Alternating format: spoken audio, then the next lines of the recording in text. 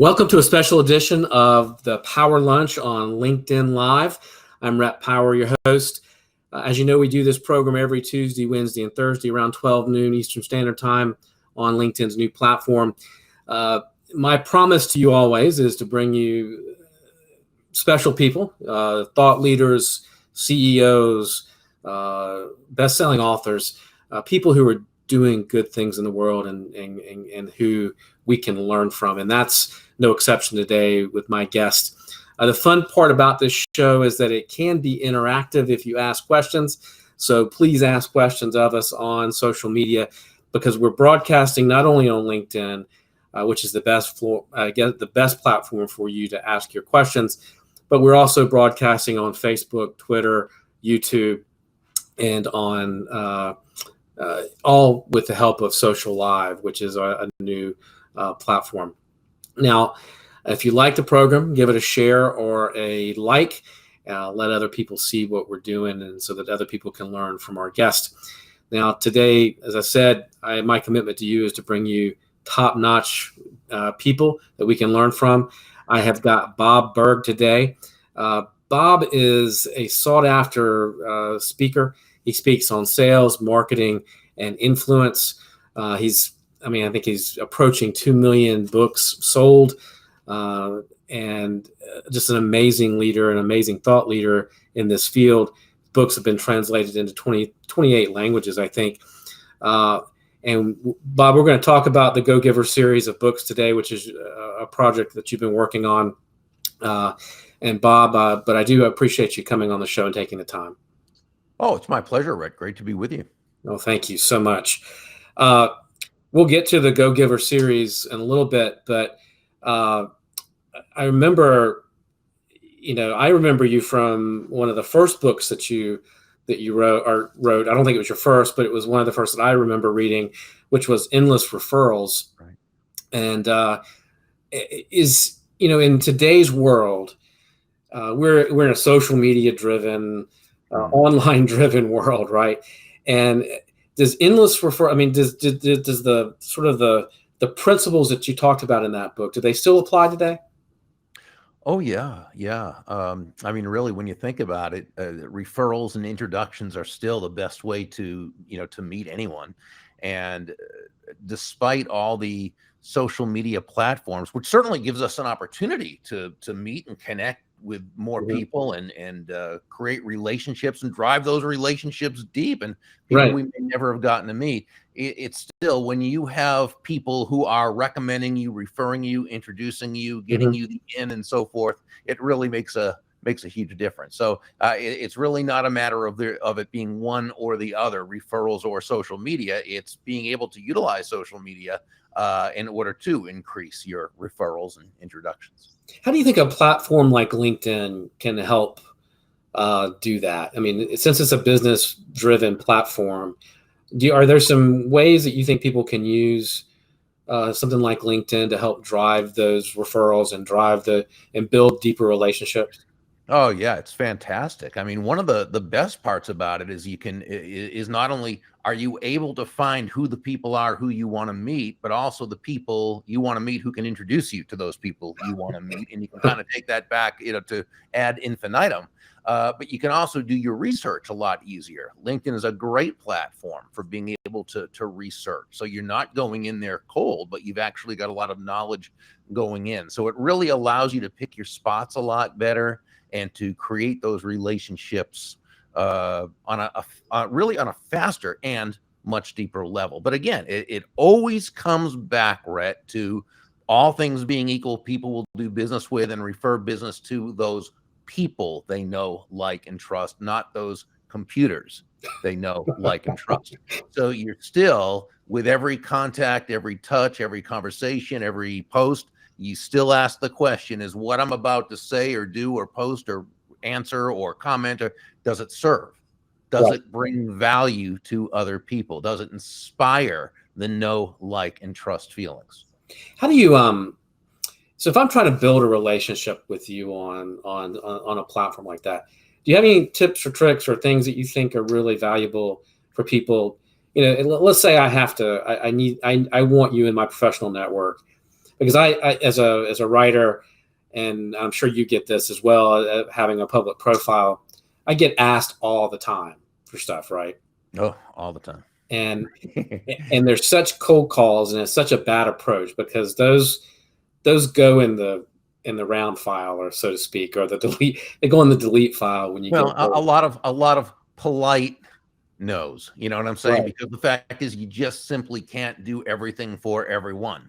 You know, Right. so How do you, sure, you're right. It's counterproductive to just kind of reach out and ask for a favor. how do you build that relationship on something like LinkedIn? Do you have any thoughts on that? Well, when you connect with someone, you find out what's of interest to them. And again, you can do that a lot of times through doing a search on them through their Mhm. LinkedIn profile page, but also, you know, through Google and through other ways and so forth. And you find out about them and find out what's of interest to them. What are their hobbies and what are their interests, or what are their, you know, what is it about their business that they may be having an issue with, or what have you. And you know, you reach out doing the best you can to bring value to them in a way that they understand it as being of value. So whether it's a you know, whether it's a referral, whether it's an introduction. And by the way, when you want to introduce people to each other, reach out to them individually first to ask them if Okay. they would like the introduction, so that no one's put on the spot, you know, by just receiving a mutual introduction and so forth, which they may not want to meet someone that way, or they may not, Right. the time might not be right. So the more we can always make people feel comfortable. You know, if there's information you think this person might be interested, great. If you think there is someone that, you know, you can always find ways or it might be commenting on their one of their posts or articles, and writing them a note saying what you enjoyed about it. You know, there's all sorts of ways to be able to bring value to others and kind of create and build those relationships. I always tell young people, I do a lot of speaking with young people who are sort of starting out professionally, and I kind of say in the sense that, look, you know, you don't just meet somebody and ask them for a favor, right? You wouldn't do that with a friend, right? So you have to That's look right. at it as a long-term kind of thing, and it's commenting and providing articles and value, and yeah, just like you Mhm. said, I think is really, really key. Uh, Go ahead. I was going to say one other thing is that, you know, I'm a big believer in sending handwritten, personalized notes, and I would say never be afraid to do that. Okay, to send Absolutely. a note, right? And I'm telling you, it makes a huge difference. Just because you're on a certain social media platform doesn't mean that's the only place for the conversations to take place. So when you can move it offline, um, one thing I kind of caution against, you know, I get a lot of people who, once we connect, there's an automatic thing that they'll send, which I don't believe it. You should be sending an automatic thing anyway. But that aside, that it will say, you know, I'd love to talk with you and see how we can help each other out. Let's set up a 30-minute get to know each other. So, and that is, to me, just, you know, it's really it's kind of a turn off. And I always respectfully and politely, you know, write back just saying that that's not something I find I'm able to do, and to be able to keep my focus where it needs to be. Right. But I'll say, if you have a specific question that you feel you know need help with, please feel free to write. But so, you know, I'd say with that, don't do that. You know, I have a feeling most people probably, but not everyone, and there's a lot of people who want to do that. But I think you need to kind of think about it as opposed to making it an automatic ask. Yeah, it's you work into those, right? That's Yes, that's after you develop a relationship that and we mutually have decided that spending 30 minutes together on a phone call is worth the time. exactly. Um, Let me ask you another question. You talked about before that you had this sort of drive-by mentor long ago, Yeah. and I think we've all had one or two or three or four of those in our lives. I know I have. But you said that this person shifted your perspective and really played a big role in your success.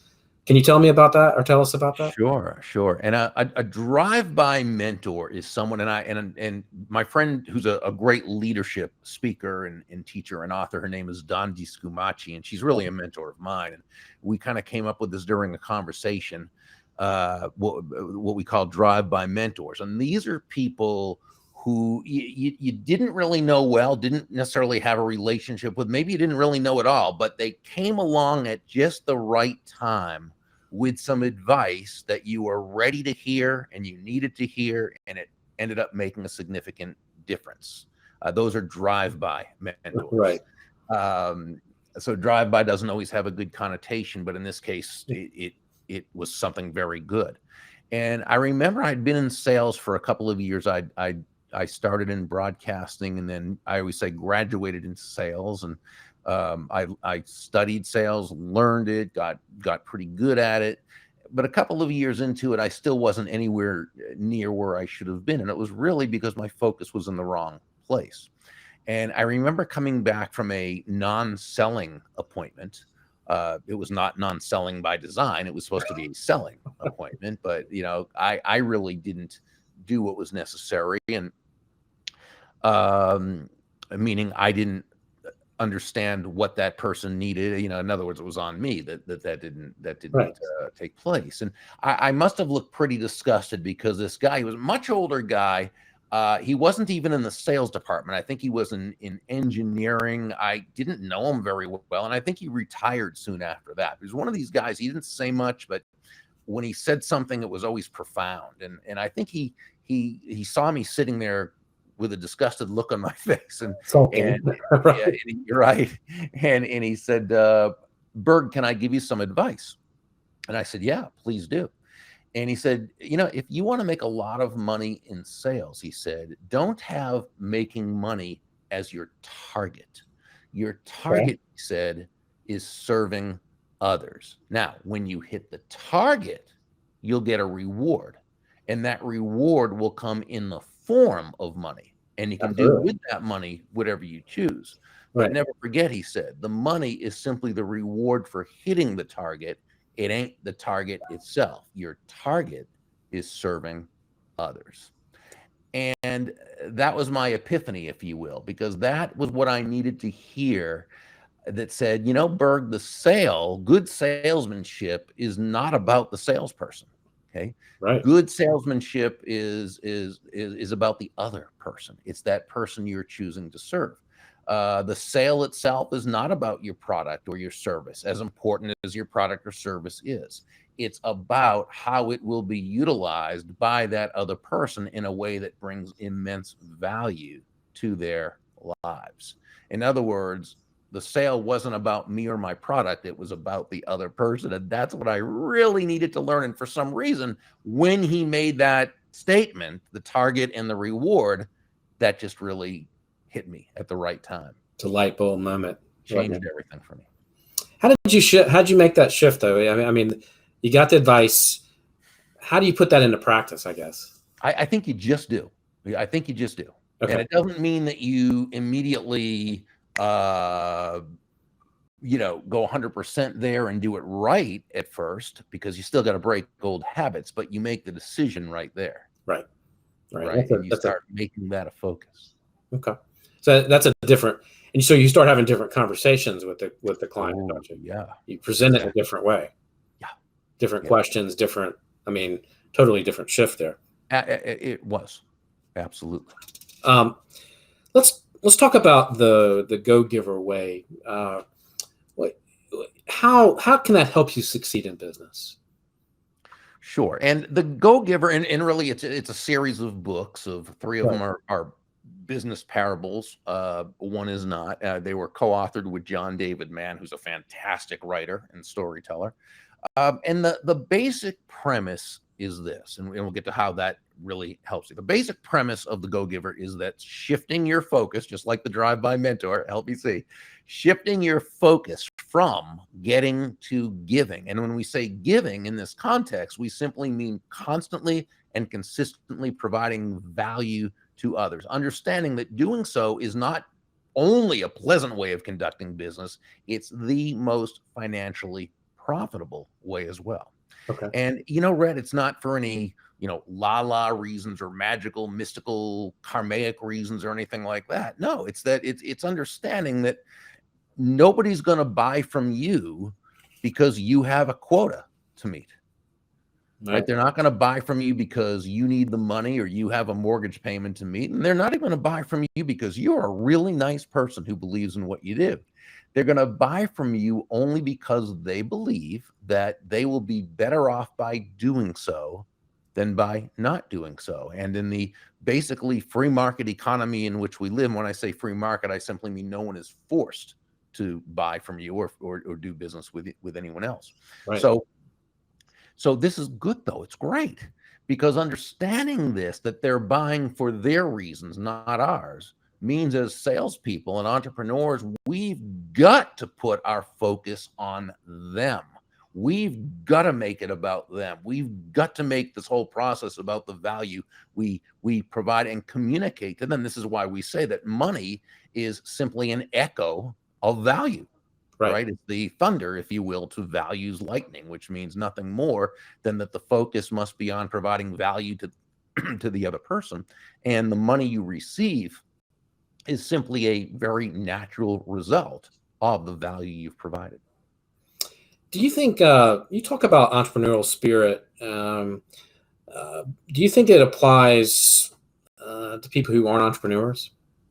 Sure, to someone who's an employee in a company. Yeah. Absolutely. Because while they may not be entrepreneurs, they are certainly intrapreneurs, right? They're entrepreneurs within a company structure. Now, in the same way that no one's going to buy from you because you need the money, no one's going to hire you or keep you in their